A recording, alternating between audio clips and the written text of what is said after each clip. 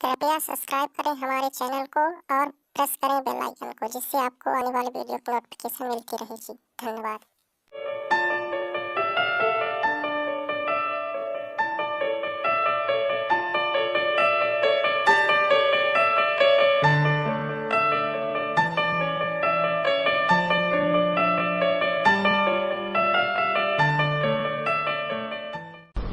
नंगा आया जगत में नंगा ही तू जाए, और बीच में ख्वाबी ख्याल है ये मन माया भरमावे। अरबपति खरबपति सारा दिन बौड़े कुत्ते की तरह सर मारते अंडे जा नून ले लूं, एक और बिजनेस शुरू कर दूं, फलाना कर दूं, और जो करना था वो करा को नहीं। बीच में मृत्यु होगी, गधा बना अंडे कुमार के वहां खड़ा, फिर गट्टे बंधवा के सिर पर लेवा माया के काम आई। अरे इसके साथ साथ परमात्मा में भक्ति करो, ये माया तो शत्रु है इस जीव की। हाँ, इसमें बताते हैं एक माया दुख भंजनी, एक माया दुख मूल है। मान लिए परमात्मा ने आपके प्रारब्ध में खूब संपत्ति दे रखी है, उसका सदुपयोग करो। कहते हैं दान माया दुख भंजनी, और जोड़त संचित है दुख मूल। अब है अंतर की गंध है, या दिखत की है फूल। तो पुण्यात्मा, हमने परमात्मा के एक एक वचन पर विचार करना है। तो क्या बताते हैं कि मनुष्य जीवन की वैल्यू ई बाप लगा लियो कितनी होगी। एक श्वास ओ श्वास और मंत्र, विधिवत मंत्र जाप किया जाए परम संत से लेकर आजीवन मर्यादा में रहना पड़ेगा। इसमें मर्यादा सबसे पहले है। जैसे बच्चा खेल खेलता है, खेल होता खिलाड़ी जो खेल खेलते हैं उसके कुछ नियम होते हैं, उनकी कुछ बाउंड्री होती है, सीमा होती है। उस सीमा के अंतर्गत ही जो बच्चा खेलता है और अच्छा खेलता है तो वो खेल में सफल हुआ करता है, और जो फाउल खेलता है तो उसको बाहर बैठा दिया जाता है, उस खेल में वो खेल नहीं सकता। तो पुण्यात्माओं, हम ये परमात्मा की भक्ति का जो खेल है, परमात्मा पाने वाला अखाड़ा है, इसमें आप जी सिलेक्टेड हैं जिनको उपदेश मिल गया। और इसमें जब मर्यादा में नहीं खेलोगे, मर्यादा में नहीं रहोगे तो आप फाउल हो जाओगे, आपका फिर काम बिगड़ जाएगा। परमात्मा कहते हैं 100 वर्ष तो सतगुरु पूजा, एक दिन आन उपासी, वो अपराधी आत्मा फिर पड़े काल की फांसी। चाहे फाइनल मैच में जाकर हार जाओ, वो कर दे गड़बड़, फाउल हो गया तो फिर सब बाहर हो जाएगा, वो बात तो बिगड़ेगी। इतने दिन के वो डले ढोए व्यर्थ गए। तो कहते हैं 100 वर्ष तक सतगुरु पूजा, एक दिन आन उपासी। 100 वर्ष तक गुरु जी की पूजा। गुरु जी की पूजा का अर्थ है जैसे गुरु जी बतावें उसी तरह रहनी करनी, अपनी मर्यादा और भक्ति करता रहे। और एक दिन 100 वर्ष तक ऐसी कर ली, और एक दिन आन उपासना, अन्य देवताओं की पूजा करने से आपका काम बिगड़ जाएगा, वो अपराधी आत्मा फिर पड़े काल की फांसी। अब विचार करना पुण्यात्माओं, ये काल हमारे साथ कितना धोखा किए हुए है। जैसे कुछ दिनों के बाद क्या होगा कि आपके ऊपर कोई कष्ट नहीं आएगा, और जो कष्ट आना था वो परमात्मा कैंसिल कर देगा आपकी सच्ची लगन और भक्ति देखकर।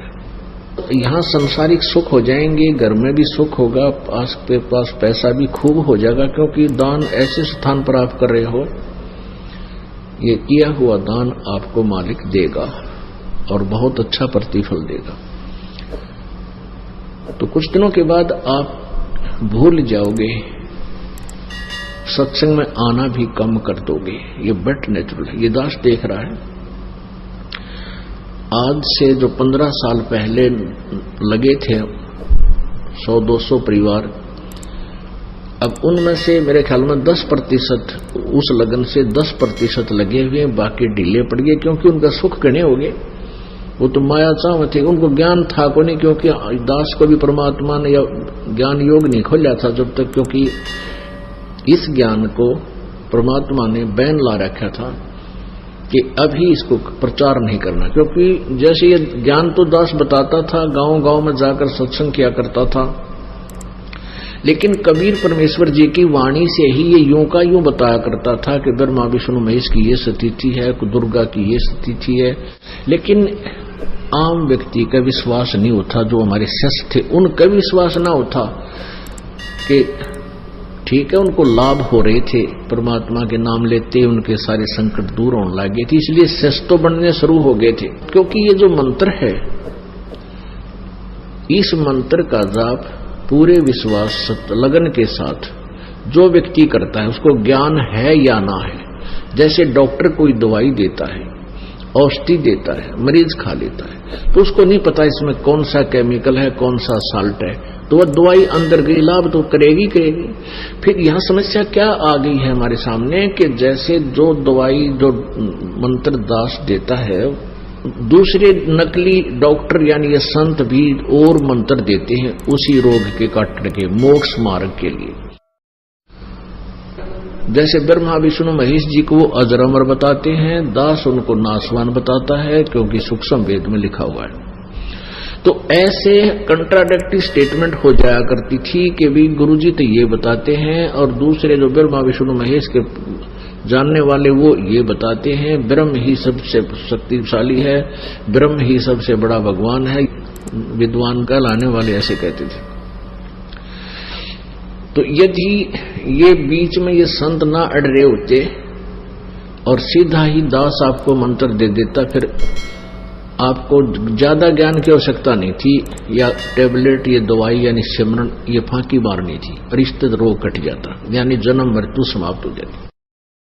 तो ऐसे जो पुराने समय में जो भक्त लगे थे उनको लाभ तो नरे हो गए, क्योंकि वो हमारे संग में ज्यादा रहते थे।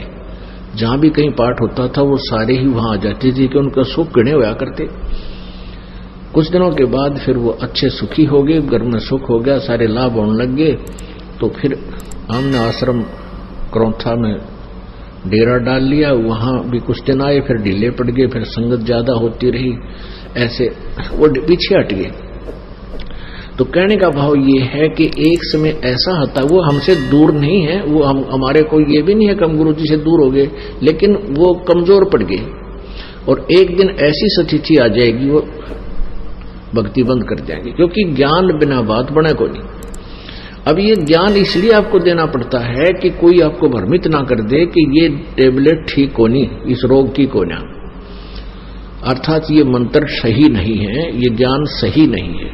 तो इसलिए आपको यहां बुला करके इतना कुछ समझाया जाता है ताकि आप भ्रमित होकर के इस औषधि को, अर्थात इस ट्रीटमेंट को, जो मोक्ष मार्ग मंत्र हैं, इनको त्याग ना देना, क्योंकि भ्रमित करने वाले लाखों और करोड़ों व्यक्ति हैं।